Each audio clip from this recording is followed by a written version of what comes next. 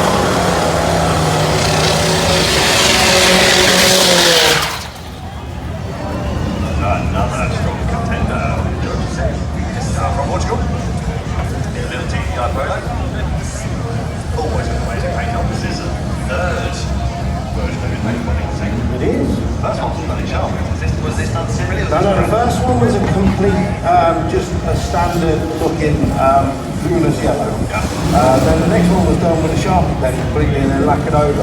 And then we got the brand new look by Nick.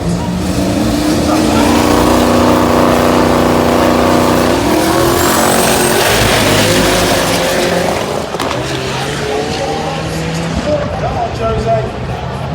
116 miles an hour out the 8th, and he goes through with a 1950. He's chipped away. So close. There's more in it.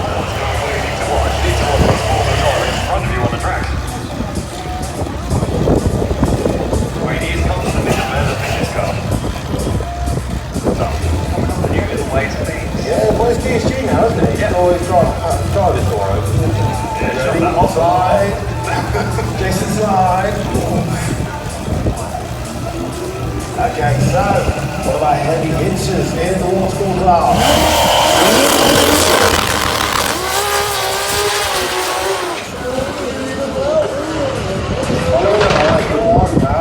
That's a straight one, right? It's like back down.